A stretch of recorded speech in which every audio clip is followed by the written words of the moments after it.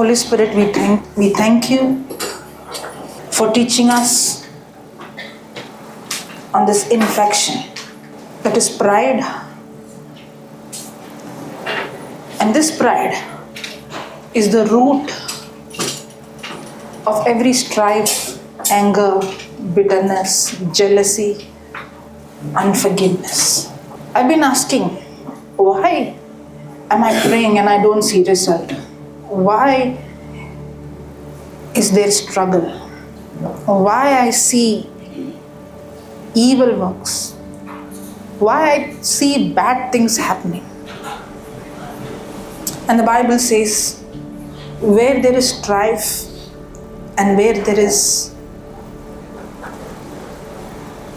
envy, there is confusion and there is every evil work. And this confusion is caused by our own pride. Holy Spirit, you take complete control of this session. Help me, Lord, to understand the areas in my life that I have opened door and given access to the enemy. And the only solution for me to overcome is your grace, your power, your ability. And your word says this grace is given to the humble. Lord, teach me to be humble, because humility is what going to tap into your power, your ability. Thank you, Holy Spirit,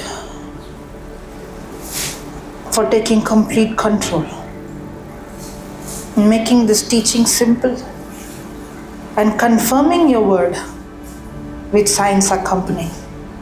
In Jesus' name we pray, Father. Amen. Amen. Praise the Lord. Praise the Lord. Hallelujah. Hallelujah. So what did you learn today morning? I want to hear some answers. What did you learn? In the 2 hours, 2.5 hours, at least something would have touched you, right? So tell me what you learned. Humility. Okay. What you learned of humility? To be humble. Forgiveness. Okay. It's very easy to give an answer like that. Forgiveness, humility, pride. But what you learned? Don't ask question. Come, preach and go. Did not learn anything? Yes. Okay, I'll ask like this. What correction is needed? What changes are you going to do? Changing my thinking. Exactly. When I say correction, correction is change in my thinking. What thinking? Negative thinking. Negative thinking. It's not in line with the word of God. Okay. Okay, let me ask like this. What is pride? Pride is self-centeredness. Very good. Pride is self-centeredness. When we think we are higher than somebody else and we command them. Okay. When we think we are higher than somebody else. Okay. Then somebody said some other answer which is right. Not focusing on God's word. Okay, good. Self-centered. I. Okay. Any other answer? Pride. Many times the danger is, the moment we hear the word pride, my mind says, I know what is pride. Correct? Before somebody would preach, the mindset is, I know what is pride. And the mindset is also, I know what is humility. When I began to study the word of God, I realized that all these days what I was really thinking what is pride and what is humility is completely different from what the word of God says what is real humility and pride. I'll give an example. In this world, a humble person is a person who doesn't speak much. Yes, a shy person, a timid person who calls himself, I'm nothing, I'm only a dust. Correct? In the world, I'm telling. Yes or no? When a person is having this quality, we call that person as humble. But for my surprise, according to the word of God, a person with this quality is a person in pride. Pride simply means to be self-centered, self-dependent. You know what the scripture says in 2 Timothy 1:7? God has not given us the spirit of fear, or some translation says the spirit of timidity. I think AMP says that. Can you read that? 2 Timothy 1:7. God has not given me the spirit of fear or the spirit of timidity. 2 Timothy 1:7. For God did not give us a spirit. For God did not, the mic is off. For God did not give us a spirit of timidity, For God did not give us the spirit of timidity. Being timid, being shy is because a person is in pride. And this spirit of timidity did not come from God. The world calls being shy, being timid, calling yourself, I'm nothing, I'm zero, I'm useless, I am only dust, I don't have any power, is pride. Let me tell you why. When a person is timid, when a person is shy, for example, you know that God has done something in your life and God is inspiring in your heart, go and speak to this person. Share to this person what he has done for you. And you know God is speaking in your heart. Now what you're saying, what will the other person think about me? Correct? Now somebody is telling you, come and give your testimony. And now you're thinking, what if my language is not good? What if I don't look good? What if I don't spell good? What if my language is not nice? Now, you might feel you are a shy person and you might feel that is humility, but actually that is pride because you are thinking about yourself. What will they think about me? Real humility is, I want the other person to get what God has given me. I am not thinking about me, I am thinking about the other person.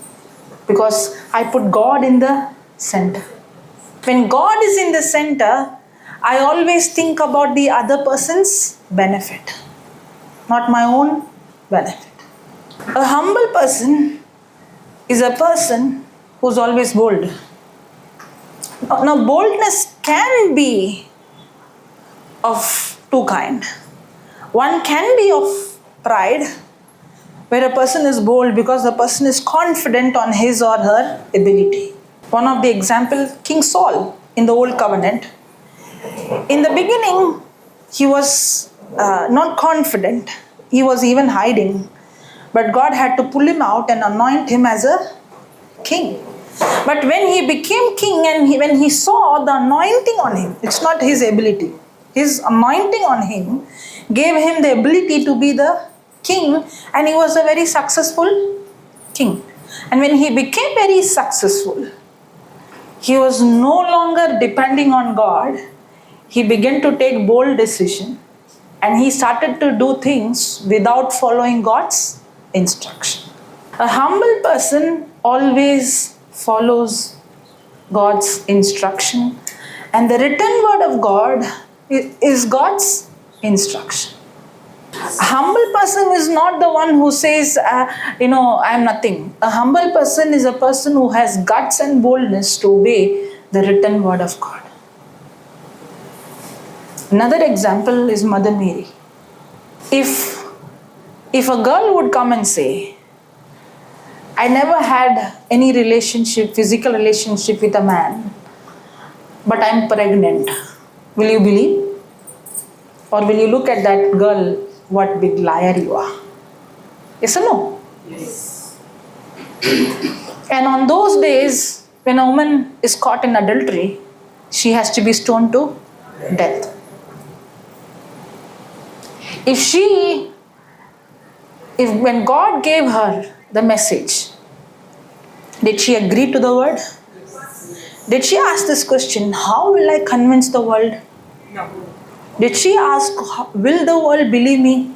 In fact, for her, I don't care what the world speaks. I'm going to do what the word of God tells me to do. That is boldness.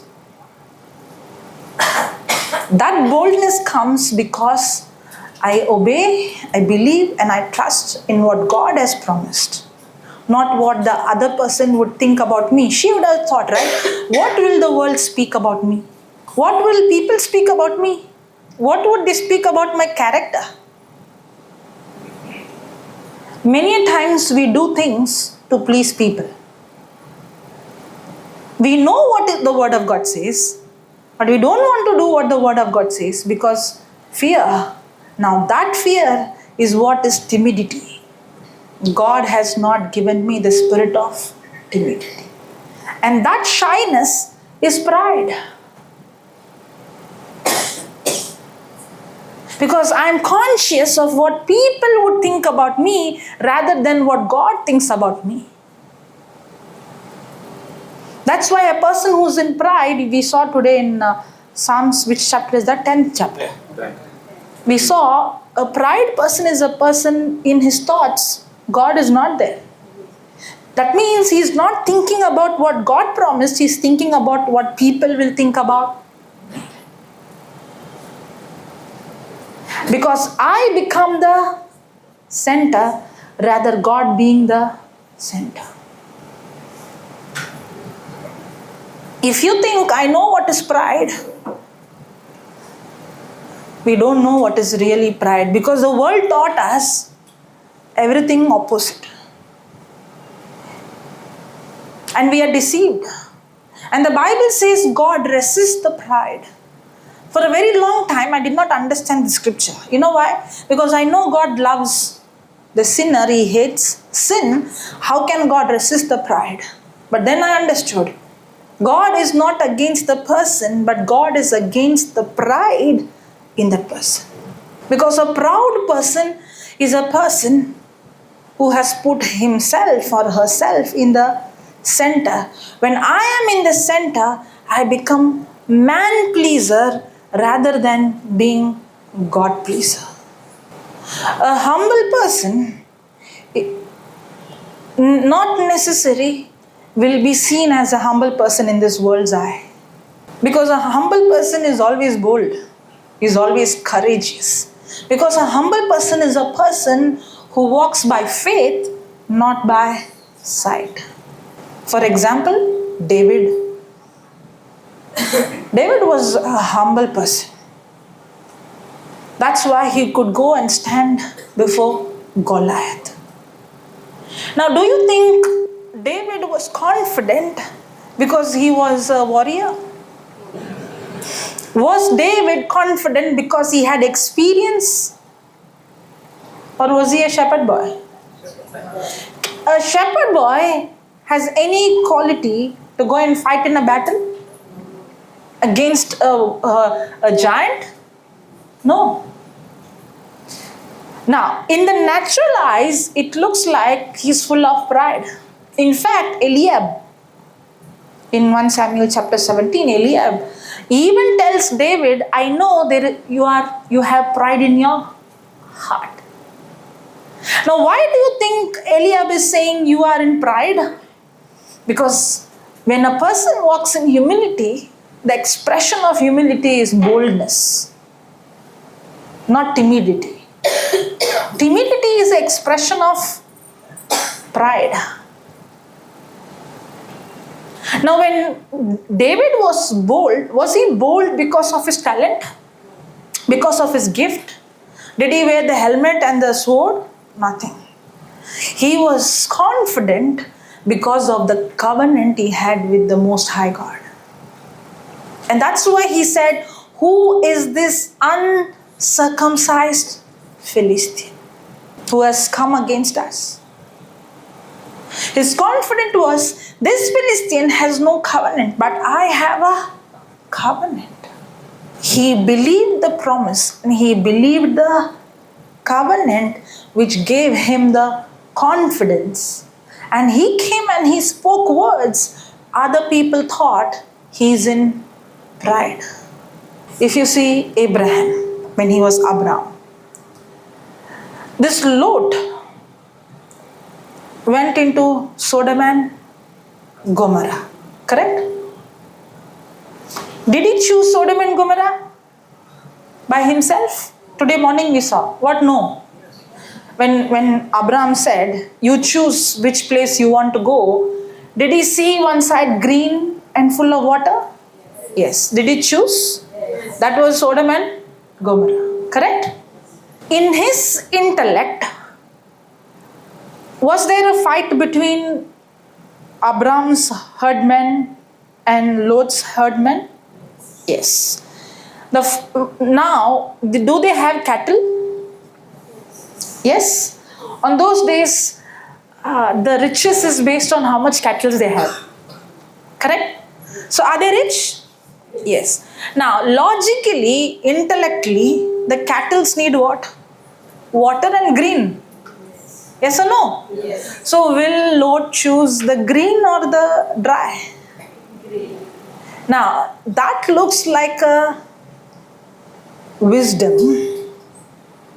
But did he choose because he obeyed God, or did he choose because he wanted the best? He wanted the best. He wanted the best. That's what happens in pride. In pride, we exalt our thinking above God's word and we make intellect decision. In the natural, it looks like I want the, but in the spiritual, the place he chose is a place filled with sin.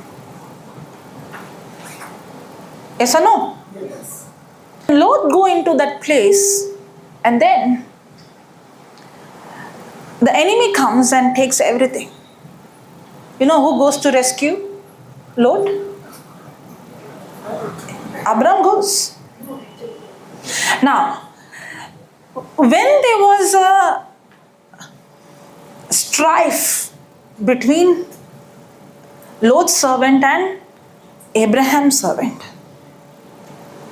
there was strife, right? It looks like you do your job, I do my job. Don't talk to me. Now, some people can take that scripture and misinterpret and said they were separated. That's why I am also separated from my brother. You can interpret the scripture the way you want, right? Correct? Yes or no? Yes. But actually, Abram did not hate Lot.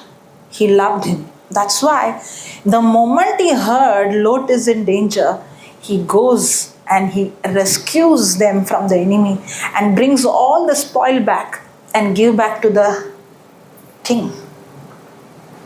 Now the king is saying that Abram has come, he restored everything back.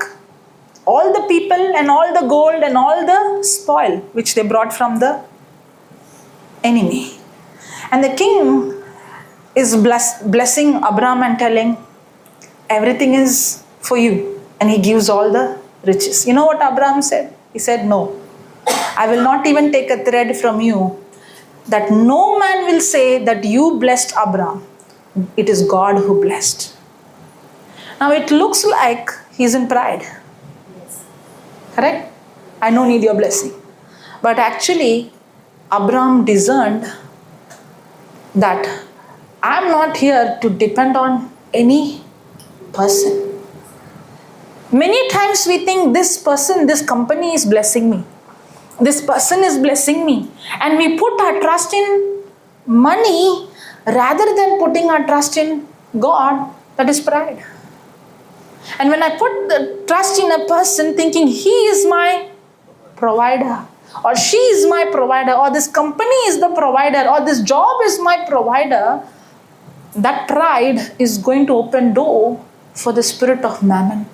Because money is not my provider. God provides me through a person. If this person is not willing, God will speak to another person. I'm not going to be a slave to any person. I'm not a man pleaser. If anybody thinks I have blessed, it is not you blessed. That's why Abraham said, let no man say that you blessed me.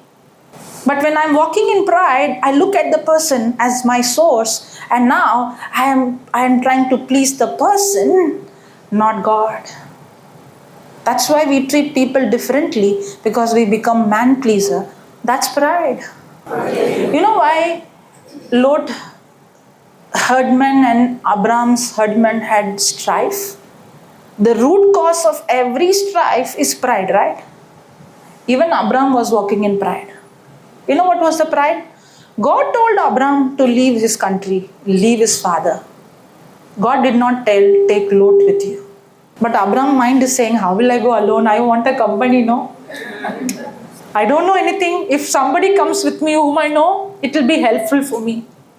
Now that's pride. Exalting my reasoning above what God promised me. When strife came in, he knew this strife is going to block, as he preached, block God's blessing. He blessed me. But what is going to block that blessing? Strife. He immediately repented. He humbled himself. And he said, let there be no strife. And he told Lot, if you go right, I'll go left. If you go north, I'll go south. You take any direction.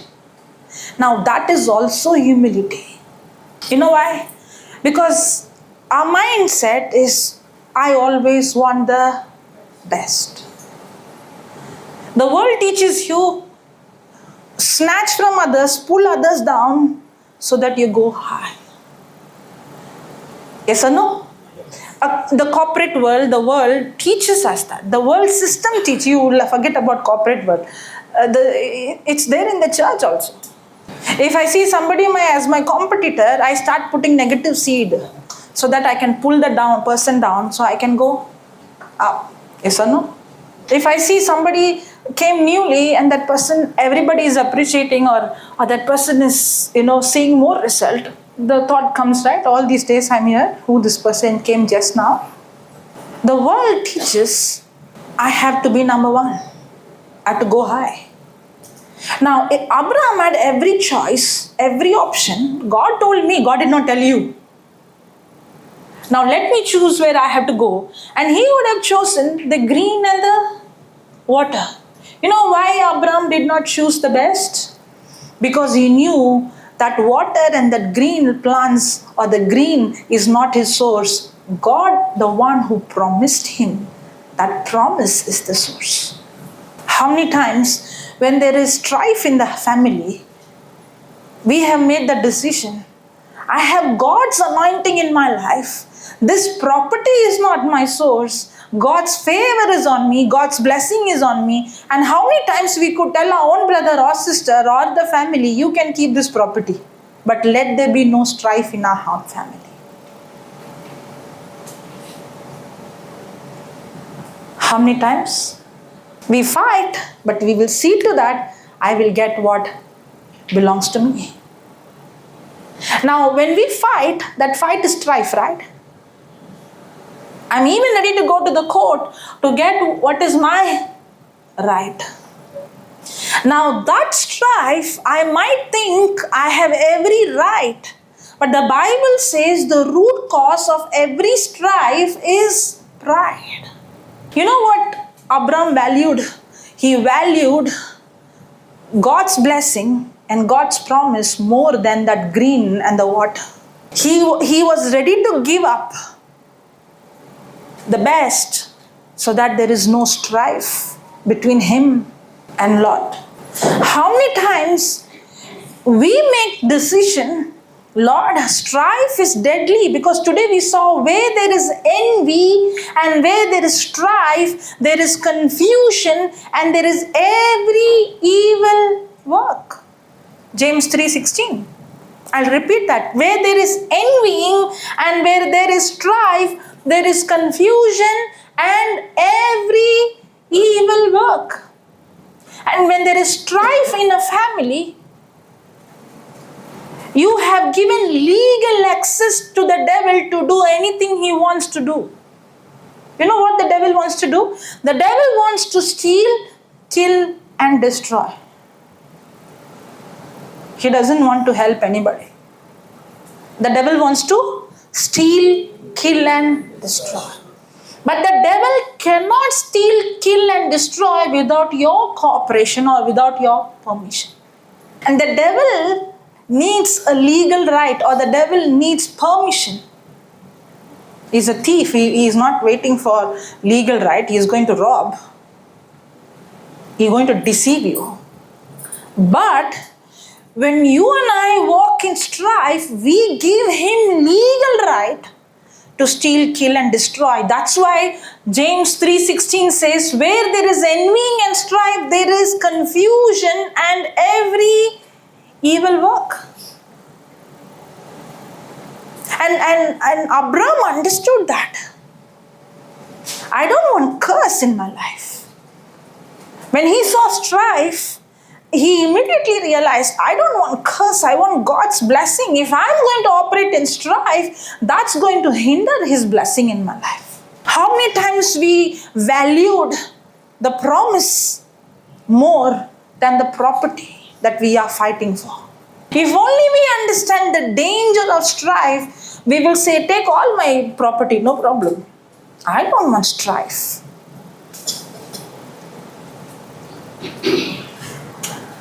Hallelujah. Hallelujah. Thank you, Jesus. Praise you, Jesus. Why do you think there is strife? Why do you think there is unforgiveness? You know why? I am right, you are wrong. Very simple. Why am I angry with someone? That's why, when we speak about unforgiveness, you come and say, you don't know what he did to me. You don't know how the person treated me. You don't know how the person has cheated me. You don't know what happened to me. The root is me. She spoke to me like this. He treated me like this. He abused me. You don't know what I went through. If a person is coming and abusing again and again and again, how long should I keep quiet? Why there is strife? Because I'm right. She is wrong. I'm right. He is wrong. The he or she has to change. I hear this very common. My life is become a mess because I'm married to this man. Today I'm in this condition because I am married to this woman. If only I would have not married this person, how nice my life would have been. Do we say that? Don't say yes, huh? Especially if your spouse is sitting next to you. If only I was not born in this family. Because of my boss, I am not getting any promotion. He said, right? The one who's under me, the one who is performing bad than me, now has become my boss. And because of this person, my promotion is blocked. How many times do we blame somebody else for where we are today? When I used to share my testimony, there are people who come and tell me, if I would have had mother like your mother, no? Really, they tell me. I'm wondering, in all that, you want to pick that? Because you had a mother like that, in spite of your weakness, she prayed and you came back. But I did not have parents like you. Today, where you are, or what you are, you cannot blame anyone. If you're blaming anyone, then it is pride. You know what Adam said? God, this woman whom you gave. Now, when God introduced her first, what did he say? The bone of my bone, flesh of my flesh. But when he made an error, did he say the woman, my flesh, my bone? Or did he say this woman whom you gave, he blaming her and then he is blaming God? Did he blame? Blaming somebody else and not taking responsibility for correction is pride. All this I learned from the Word of God. I never understood what is true pride and true humility until and unless I studied the Word. We end up blaming God, this woman whom you gave. And many times we say that also, Lord, why did you show this person? Didn't I pray for a husband and you showed me this husband? Let me tell you, what God has blessed, nobody can curse. If God has blessed Abraham, who later on became Abraham, nobody could curse him. But if Abraham would have not dealt with strife, and if he would have continued in strife, he himself would have opened curse in his life. It is not what Lot did to Abraham. Many people think, if we were in Abraham's place, what we would have said? We would have taken the, maybe. Abraham said to Lot, you take whatever you want. So what Lot did? He took the best, correct? Now remaining is what? It looks like dry land, correct? Now Abraham can say, no, because of Lot, today I ended up here. If only if only Lot was not there, I would have got the best. I would have got the water, I would have got the green. Yes or no? Yes. It was easy, it would have been, and it would be for him, I'm speaking the truth, I'm speaking the fact. He could have said, because of Lot, today I lost the best. That would have been pride. If you blame in the natural, you might be right. It can be a fact also.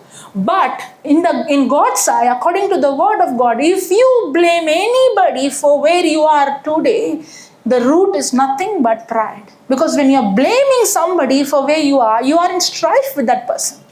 What about Joseph in the Old Covenant, in the Old Testament? What if Joseph would have said, today I lost my father's house, the father's garment which he gave me, the best robe. And today I am a slave.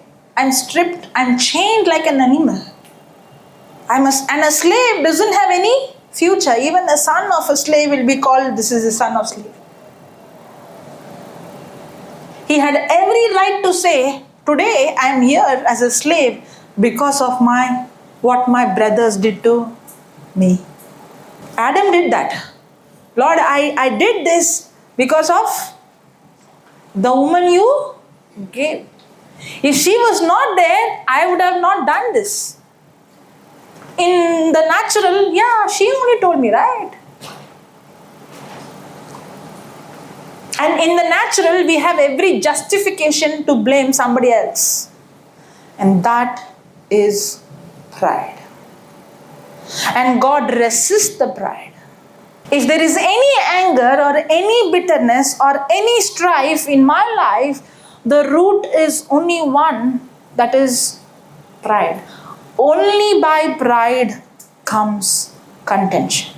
I love that verse, James 4:6. You know what James 4:6 says?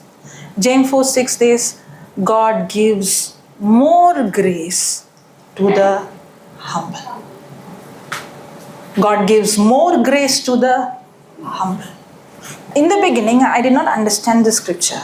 I was like, what do you mean by more grace? One translation says God gives more and more grace. Then I started asking, Lord, didn't you give grace for everyone? The same. How is that? Now you are saying the one who's humble, more grace is given. That means not everybody is tapping into the same level of grace. There are some people who are seeing more grace. What is grace? We saw today morning. Grace is God's willingness to use His power, His ability, His anointing His love on my behalf, which I don't deserve. God is willing to use His power. God is willing to use His ability. God is willing to use His anointing. But not everybody is seeing that power of God, the anointing of God, the authority of God in their life.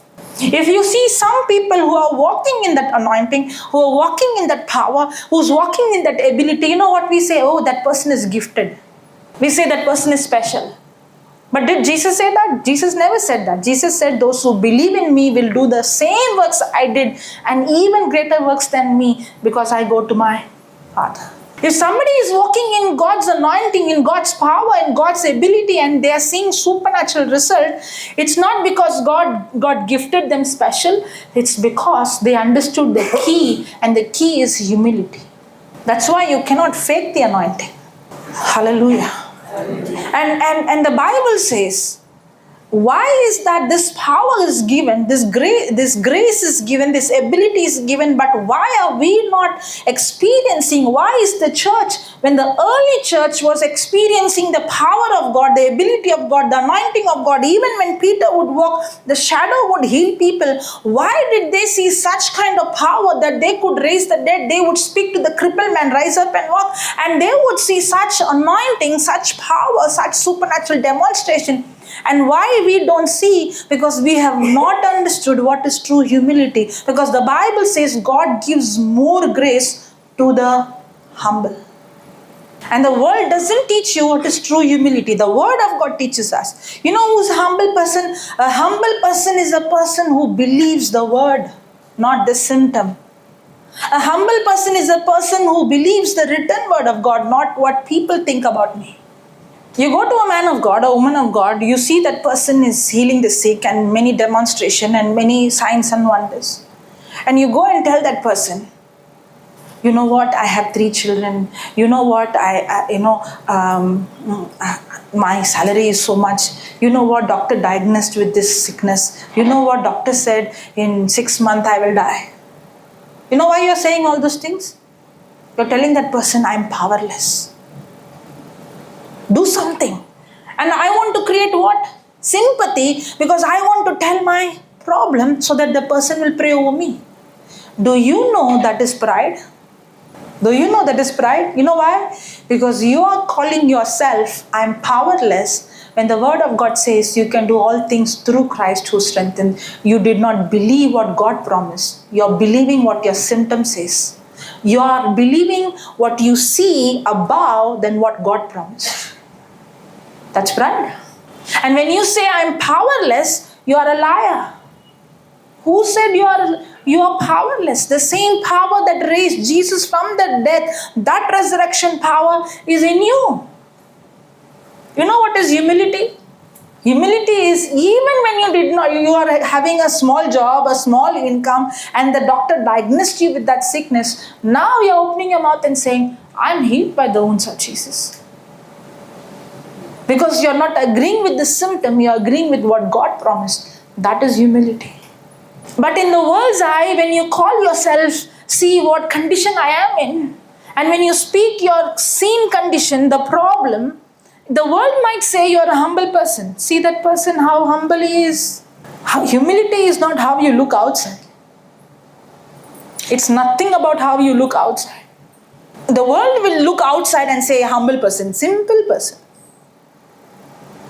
Nothing of those things outside makes you humble. It's your heart condition. A heart that believes what God promised. That's why I said, what about Mother Mary? She believed in the word of God and she agreed with the word of God, even though it was against everything in the physical. The man she is engaged to, can she prove to him that she's a virgin? No. Can she prove to the world that she's a virgin? No. Did she ask God, if you want me to obey this, how will you prove to this world? No. That's not my business. My business is to believe, not to prove to this world. But how are we? We want to prove to everybody that we are right. Hallelujah. Hallelujah. God gives more and more grace to the humble. And God resists the pride. That doesn't mean God resists the person. The word resist means to fight actively. And God is actively fighting against the pride in you. He is not fighting against you. You know why? Because that pride is what has kept you away from God. Because pride means to be self-centered.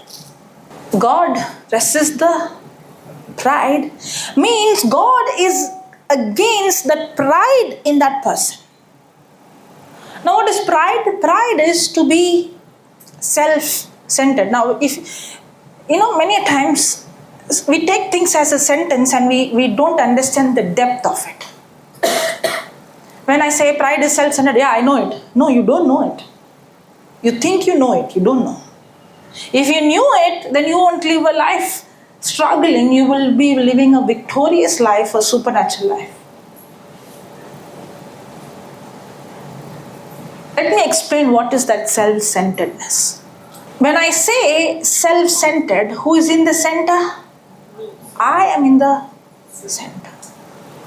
When I am in the center, the dependency is not on God, but the dependency comes on me.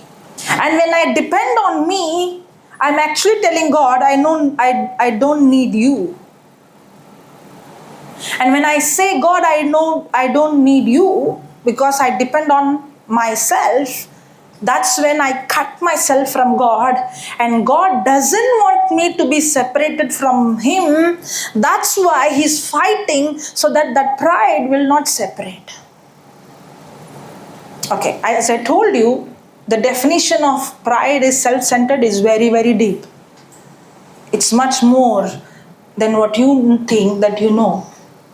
Pride is what separates us from God, not sin. Now, help me to explain to you before you come to a conclusion. How can you say that? Pride is what separates us from God, not sin. Pride is the only thing that separates us from God.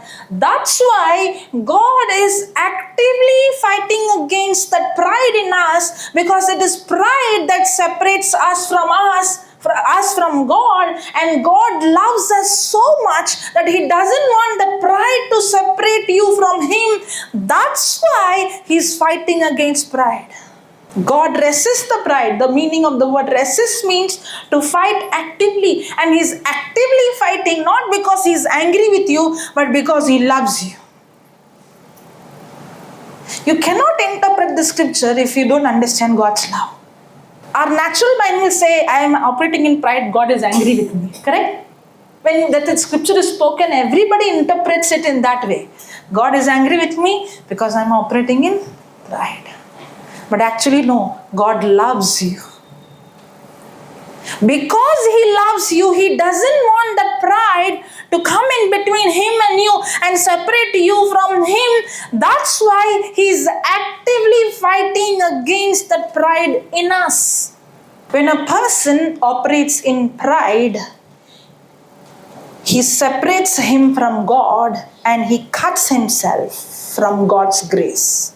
That's why a person who's operating in pride is doing everything with his own ability, but he is not seeing the power of God manifest in his life. God is actively fighting against pride because it is pride that separates us, not sin. Hallelujah. Praise God. Are you here with me? Everyone? Sleepy? Praise God. Okay. Just like how there is electricity, correct? Electricity flows through a good conductor, correct? When there is metal, when there is some object that is a good conductor, what happens? Water, what happens? Electricity can pass through. But when there is something called a bad conductor, can the electricity pass through? No. In the same way, when there is pride, grace cannot pass through.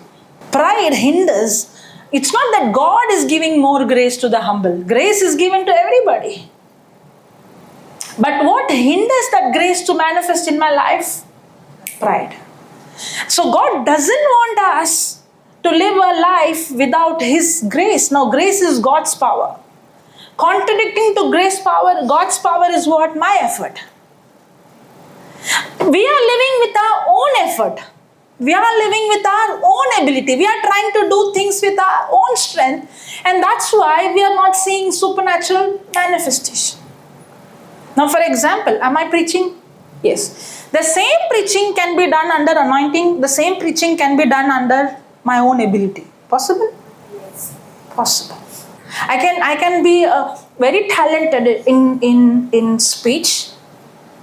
I can even entertain the whole crowd because I have a talent of entertaining. I can be very, very talented in getting people's attention. And I can be a good talker. And I can speak very well and I can keep the whole crowd engaged. I know they are very good speakers with big crowd go. They pay money and go to listen to them. Correct? That's not anointing. That is self-ability. When a person is operating in self-ability, he is depending on self. And that's pride. But when a person is operating in self-ability, the result can be good, but the result is natural result. People get touched. People laugh. There's some people who, when they come, they are a good comedian. They can joke in such a way that everybody could laugh. Yes or no? Yes. They can be good motivational talker. There is no anointing, but there is motivation. When people hear it, they are also motivated. Yes? That is natural result. Now I can come here and preach with my self-ability, with my talent, and I can also take your attention. I can even preach the gospel. I can even preach the word. And I can still get your attention, but the root is again self-ability. And the result is natural. But when there is an anointing, I'm not tapping into my ability, I'm tapping into God's ability and the power of God. That's why Paul said, I am not preaching with human wisdom, but I am preaching the gospel with the demonstration of the Holy Spirit. And that's why you see the blind eyes are open, the deaf ears are open, the person is set free. That demonic spirit called unbelief or the demonic spirit called the spirit of forgiveness, the person receives freedom, because where there is Spirit of God, there is freedom.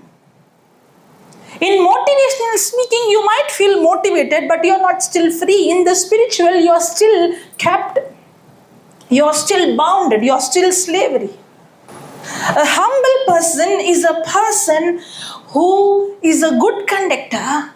And when I'm a good conductor, I agree to the promise, I agree to the word, I'm God dependent. And that's when I see the power of God, the ability of God, the anointing of God flow through me. And the result is always supernatural. I'll give you another example. I can be a praise and worship leader. And I can be so gifted with a beautiful voice. Now there are spiritual gifts and there are natural gifts. And I have a natural gift. It can be also a calling. But I can depend on my talent. And I can be very good in speaking. And I can lead a worship where I can trigger your emotions with the music and with the song. And you can also cry. And I can even think I did the praise and worship and everybody cried, and I can even go and say the move of the Holy Spirit was awesome. You know, one day the Lord told me, if you go to a movie which is emotional, do you cry? I said, yes, Lord, many times. Is that an anointing? And I said, no. Just because you heard a music and you heard a commentary and tears came, it doesn't mean that's an anointing.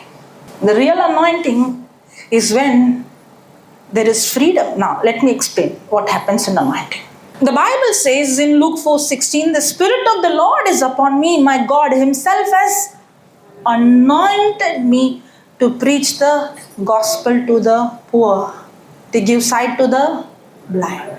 When there is an anointing, that anointing results in preaching the gospel and preaching the truth.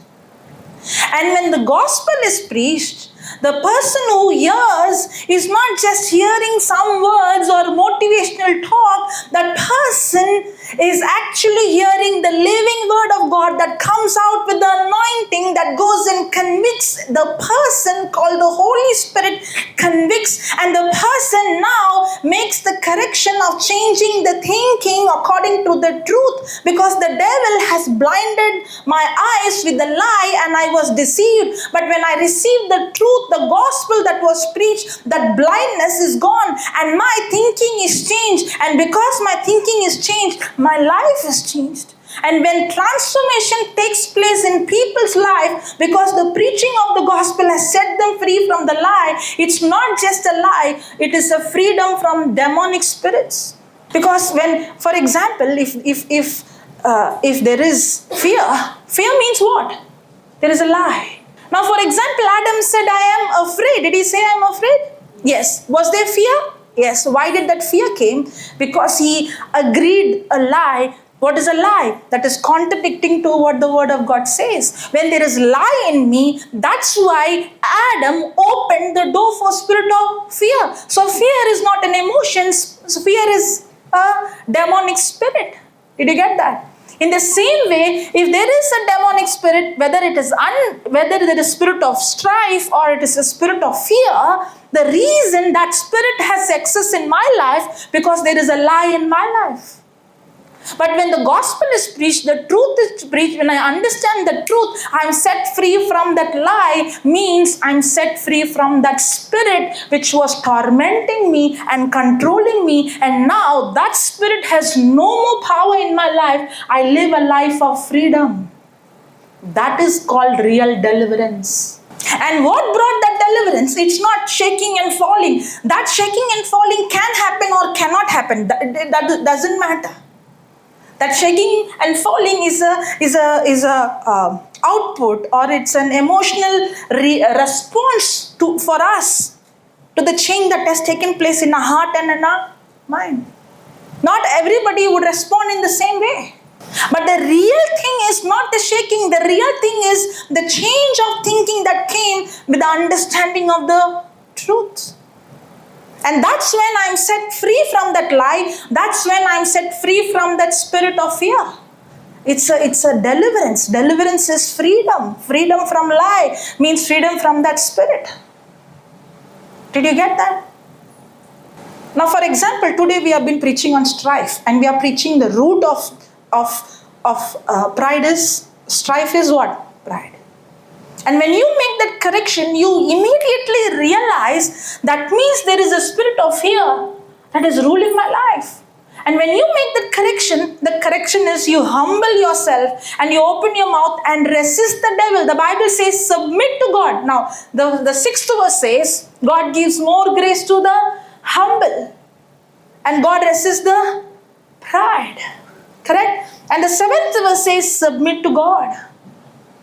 That submitting God is to be humble. Now, when you make the choice to submit to the word of God and you resist the devil, in the name of Jesus, I speak to you, you spirit of strife, you spirit of unforgiveness, I command you to leave my life. You have no power. I choose to believe the word of God, because the word of God says, today we saw in that 10,000 talent, if God has forgiven me so much, who am I to have strife over this person? I choose to forgive this person according to Romans 5:5, because the love of God is poured in my heart. With that love, I forgive this person. That is deliverance. That means I can come here and preach where I can trigger your emotion and make you feel good, but the lie is still there. You are still outside you feel good because you heard a good music, and you can even say, oh, what an anointing session, oh, I felt so good, I felt so nice here. But the lie is still there. You did not, the spirit of the lie is still there, that pride is still there, the strife is still there, and you did not understand the truth. You go back and you still live in fear, you still live in pride, you still live in strife, because you never understood that it is demonic. Because you never understood James 3:16, where there is envying and strife, there is confusion and all evil work. So the preaching can be of self-effort, and the preaching can be under the anointing. Yes or no? And I can even think, okay, I preached the word. And I can even say all of them cried. But it is just still what? Self-ability. And when I continue to preach in my self-ability, a day will come, I will be burnt out. Because I am depending on my strength. But if I come here and preach, not depending on what I know, but depending on Him, that's when I see His power taking over. I only open my mouth, He reminds the scripture, and things happen supernatural. Let me come back again. God resists the pride. It means God is actively fighting against that pride in me that separates me from Him, because He loves me. When a person is operating in pride, that person is like a bad conductor, where the grace is available, but that grace couldn't manifest in my life. But the moment I humble, I see God's power manifest in my life. Hallelujah. Hallelujah. Thank you, Jesus. Praise you, Jesus. Galatians chapter 5, verse number 4 says, Christ has become of no effect on you, whosoever is justified by the law, for you have been fallen from grace. I don't know whether I said exactly or I missed here and there's something. Can you read that? Galatians 5:4. Christ has become no effect on you, whosoever is justified by the law, you're fallen from the grace of. Christ has become of no effect unto you, whosoever of you are justified by the law, you are fallen from grace. Christ is become of no effect. Okay, stop. Christ has become no effect. Electricity is there, but that power has become no effect. Christ has become no. I'm hearing the word, I'm studying the word, I'm speaking the word, I'm preaching the word, but why am I not seeing the effect of God in my life? Why people around me are not seeing, and I'm questioning why things are not happening. Do we ask this question? Some people say, I know Brother Johnson from 2004. What is the use of you knowing him from 2004? Nothing will happen. Knowing him, something will happen? Nothing will happen. Knowing the word will bring change. Christ has become no effect in your life. You might be saying, Brother Johnson prayed over me, but it did not work. Today somebody told me, he prayed over me and I thought immediately I will see manifestation, but I did not see. Who said so? And the scripture says very, very clearly that Christ has become no effect in your life. Why? On whom Christ has no effect? On whom Christ has no effect? Whosoever of you are justified by the law. Okay. Christ has become no effect on whosoever is justified by the law. Now, what is this justified by the law means. Because the scripture says, those who are justified by the law, in their life, Christ has no effect. Now, being justified by the law means what? Keeping the law. So if you keep the law, then Christ has no effect in your life. So what does it mean? Christ has no effect on whosoever is justified by the law. Okay. Because if we say we are under law, because we can, If we say we are under law, we say we are, you know how your expression is, I know it's here, it's here, it's here, it's here. Okay. Who are abided by the law, who would be touched by the law, who would be abided by Christ, would be touched by his. Say that again. Who is abided by law will be judged by law. Okay. Who is abided by Correct. abided in Christ would be Yes, that is scripture what you said. Yes, okay. Now let me explain. we are law abiding. We are law abiding. What is that? We are law abiding. We are just Okay. Listen, I'll explain. Being justified, the meaning of the word justified means I have right standing with God, or I am justified as if I have not committed any sin. When I say that I have right standing with God based on my performance, I am justified by the law. I receive God's favor because of my performance. I am blessed because of my performance. I am healed because of my performance. Now maybe somebody here will say, I am not under the old covenant. I'm not under the law of Moses. I am under the new covenant. I am under grace. Now somebody can say that. Maybe you're not saying, I shall not steal, I shall not kill, you're not in that. But we have the mindset of law. For example, I give the white book to someone and I tell the person, you have to confess this. Now that person is calling you and asking, sister, how many times should I confess? Now you are saying, okay, morning 1,000 times, night 1,000 times. Okay? Now next day, the person is saying, you know what? I confessed 1,000 times. Then the person is saying, you have to listen to the word of God. And the next day the person is saying, I listen to the word of God. I am hearing the word of God. I am speaking the word of God. Then why I did not see the healing yet? You know why the person did not see the healing? Christ has no effect in that person. You know why Christ has no effect? Because that person is trying to receive healing through his or her performance. Because the person is thinking, if I spoke 1,000 times in the morning, and if I spoke, where is the focus on?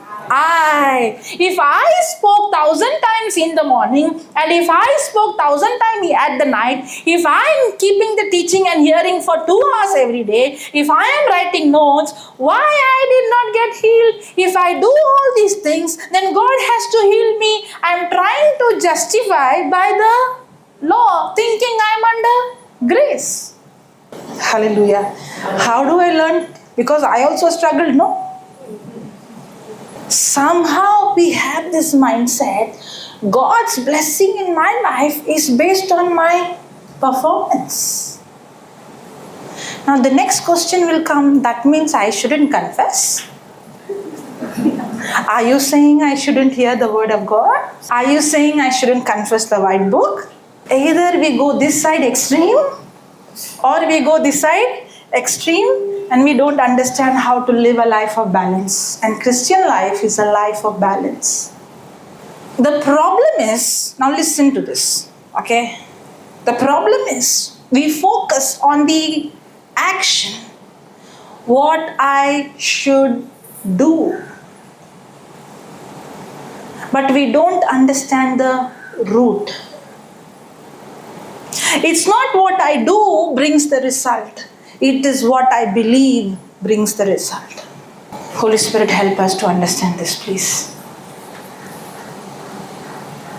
Okay, let me take the same example. I'm a person who has XYZ sickness. Okay? And I went to Sister Jyoti, and Sister Jyoti gave me the white book. Because they shared so many testimonies, no? I went here, I gave white book, I went there, I gave white book, this person spoke, that person confessed, this person demon came out, that person got healed. Correct? So I also will take the white book, and I have XYZ sickness. One day I spoke concerning fear and worry. 2 days I spoke. 3 days I spoke. In the beginning, that sickness went. But later on, I am only getting frustrated. Nothing is happening. Now the focus is on how much I have to confess. The focus is on how much I have to speak. But that person who's striving so hard is focusing not on what Jesus did on the cross, but focusing on how many hours I have to confess. The focus is I'm trying to justify by performing. But then the same person begins to understand the gospel, realizes it's not about how many times I'm going to confess. It's not about how many times I'm going to hear. Jesus is not going to heal me. He is not going to heal anybody. He has already healed me 2000 years ago. Then why should I confess? Because the reason I have to confess, the reason I have to hear the word of God is whenever I see my body is speaking to me, I am sick. So I don't want my body to tell I'm sick. So I shift my focus from what the body is speaking to what Jesus did for me on the cross. So I go and I study the word, and that word helps me to see what Jesus did for me on the cross. My studying the word is not to perform. My studying the word is for me to know what Jesus already did. Is there a difference? Big difference. I'll tell you what is the difference. Have you seen in school they give us study time? When I used to go to tuition, my eyes would be fixed on the clock. 8 o'clock, mommy will come to pick me. Correct? From 7:45, I'm looking, why is this not coming to 8 o'clock? Correct? I'm focused on when will this get over. When we have study time, we have to by heart, right? And 10 minutes or 15 minutes, the mind is on, I have to by heart fast. The moment it is 8 o'clock, what happens? It's over, close everything, put everything inside. Yes or no? Yes. Because I'm waiting for the time to get over. And that time only, that 10 minutes looks like 5 hours. Correct? I'm seeing the time and I'm wondering, so slow. Yes or no? Yes or no? Now, that is performance. When you're performing, your focus is on what you are doing. The same person is watching a very interesting movie, and suddenly comes interval, or suddenly comes, somebody comes.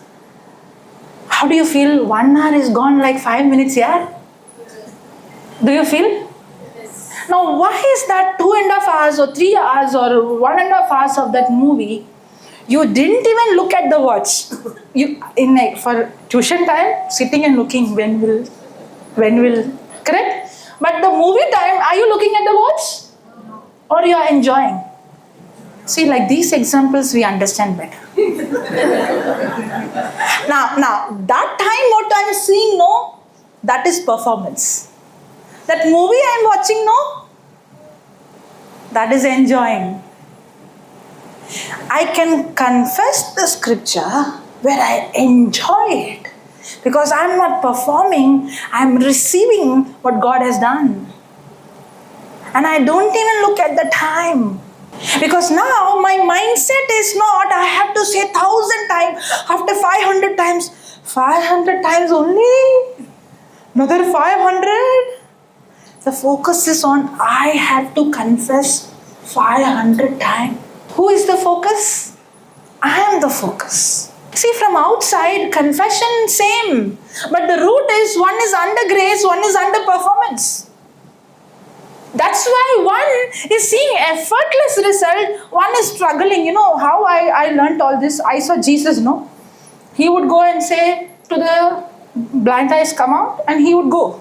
What are we doing? You know, in the name of Jesus, I speak to you. In the name of Jesus, I speak to you. In the name of 1,000 times we are seeing and no result. And I wonder, Lord, somewhere something is wrong. When you opened your mouth and say, receive sight, eyesight has come. When you said, deaf spirit come out, healing happened. When Peter and John said, rise up and walk, they walk.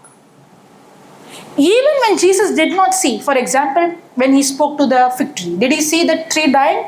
No, but did he stand there in the name of, Jesus did not say in the name of Jesus. Did Jesus say, did Jesus curse the tree? Nobody shall eat fruit of you.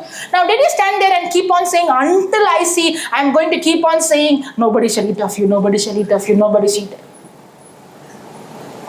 And I'm wondering, sometimes we become so... Now, this also you will ask us a formula. That means I have to say only one time? For everything we need a formula. So how many times? It is not about one time or 100 times. It's not about how much you say. When Jesus opened his mouth and he spoke, he saw. Even when he did not see, he believed what he spoke. That's why he spoke to the fig tree and he moved from there. And his words were not empty. His words came out and it brought manifestation. Because when Jesus spoke, he knew who he was.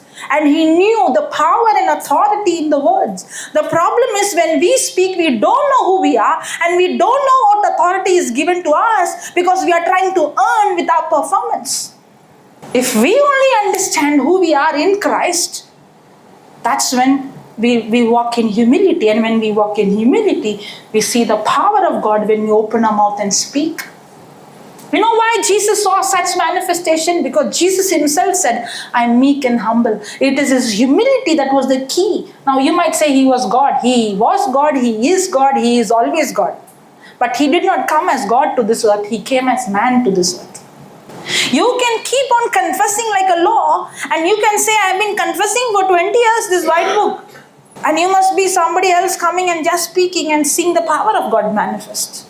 Is there difference? Big difference. And what is the difference? Humility is the difference. Let me explain to you Galatians 5:4. Christ has become no effect in you on whosoever is justified by the law. Being justified by the law means trying to get God's approval based on my performance. I'm justified by keeping the law. And the law is not necessary, it is speaking about the law of Moses, it's speaking about the mindset. Law says do this, or you shall not do this. God's blessing is based on what I do. It's a mindset that God's healing, God's power, God's anointing is based on what I do and how many times I confess and how many times I hear. I'm not confessing to change God, I'm confessing to change my thinking. God's word is creative power, correct? God's word is creative power. And God created the universe by his words. And this power is given to us. Do we earn it or is it given to us freely? Freely. But how do we see this power work in our life? This word has to be conceived in my heart. And it has to be formed in my mouth and it has to be released through my lips. This word has to be conceived in my heart. It has to be formed in my mouth and it has to be released through my lips. And this power, because that's what God did. God, the word in his heart was released through his lips. And he spoke, let there be light, and the light came. And this power is given to us, and that power given to us is what? Grace. Did you get that? Grace is God's willingness to use his power on my behalf. And this power is given to me, but For me to release that power, I have to believe that word. And that word which created the universe is given to us in His written word. So when I take the written word of God, can you give me a Bible? Any Bible? Under law, today I read the Bible. So I feel, today I did my Bible reading. Correct? 10 days I read my Bible. 11th day, some work I forgot. So what happens? God is not pleased with me. Because I connect God based on my performance. But when I understand the system, I'm not reading the Bible because God is pleased with me. I know God is already pleased with me, not because of what I did, but because of what Jesus did for me on the cross. Big difference. Both are reading. Our action is same. Root is not same. One is doing it under pride. One is doing it under humility. Why it is pride? Pride is I am reading. When I read, God accepts me based on what I do. I do. Pride. I am reading. Not because God is going to accept me. God already accepted me. God loves me. When I am reading, I am telling myself how much He loves me. Now when I see, for example, I am reading Mark 11:23. When I am reading, the Bible says, whosoever shall say unto this mountain, Lord, you love me so much that you gave me this promise and you said whosoever. Now what I'm saying, Lord, you said whosoever. Lord, you are not partial. How? I don't deserve this. But you did not say only the preacher, but you said whosoever.